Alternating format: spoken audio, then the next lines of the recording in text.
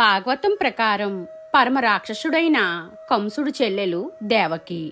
తనకి ఆమె అంటే ఎంతో ప్రేమ. తనకు వసుదేవుడితో వివాహం జరిపించి అత్తారింటికి పంపే సమయంలో ఆకాశవాణి తన చెల్లెలి కడుపులో 8వ సంతానంగా పుట్టే కుమారుడు కంసుణ్ణి అంతమొందిస్తాడని చెబుతుంది.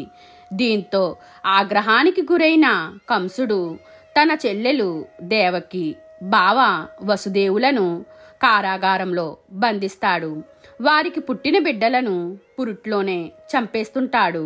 అలా 7 చిన్నారులను కోల్పోయిన దేవకి 8వసారి గర్భం దాలుస్తుంది.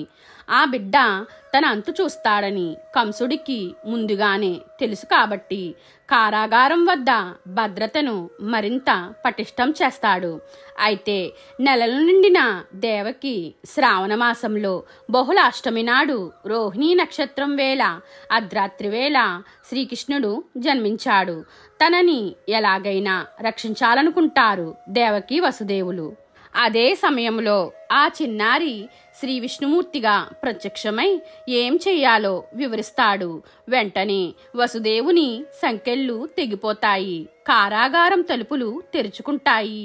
సైనికులు సొమ్మసిల్లి పడిపోతారు. ఆ బాలకృష్ణుణ్ణి వసుదేవుడు బుట్టలో నిద్రపుచ్చి రేపల్లెకు బయలుదేరుతాడు. అప్పుడు దారిలో కుండపోతగా వర్షం కురుస్తుంది. కన్నయ్యపై వర్షపు చినుకులు పడకుండా ఆదిశేషుడు పడగలా మారి గొడుగు పడతాడు. ఆ తర్వాత వసుదేవుడు యమునా నది దాటుకుంటూ వెళ్ళి రేపల్లి చేరుకుంటాడు. అక్కడ యాదవరాజైన నందుని భార్య యశోద ఆడపిల్లకు జన్మనిస్తుంది. అది గమనించిన వసుదేవుడు కన్నయ్యను యశోద పక్కన పడుకోబెట్టి ఆడపిల్లను తన చేతుల్లోకి తీసుకుని అక్కడ నుంచి తిరిగి కారాగారానికి తీసుకువెళ్తాడు. అప్పుడు తన సంకెళ్ళు వాటికవే పడతాయి. భటులు మేల్కొంటారు. పసిబిడ్డ ఏడుపులు విని కంసునికి సమాచారం చేరవేస్తారు.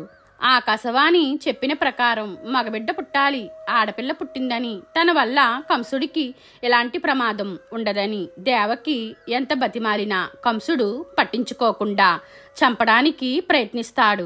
అప్పుడే ఆ పాప యోగమాయగా మారి కంసుడికి దొరకకుండా పైకి ఎగిసి నిన్ను చంపేవాడు పుట్టాడు, రేపల్లెలో పెరుగుతున్నాడు అని చెప్పి మాయమవుతుంది. మరోవైపు రేపల్లెలో నందుడి ఇంట మగబిడ్డ జన్మించడంతో రేపల్లెలో పెద్ద ఉత్సవం జరిపిస్తారు. అదే గోకులాష్టమిగా ప్రసిద్ధికెక్కింది. మీకు మీ కుటుంబ సభ్యులందరికీ శ్రీకృష్ణాష్టమి శుభాకాంక్షలు. మీకు ఈ వీడియో నచ్చితే లైక్ చేయండి, షేర్ చేయండి, కామెంట్ చేయండి, నా ఛానల్ని సబ్స్క్రైబ్ చేసుకోండి.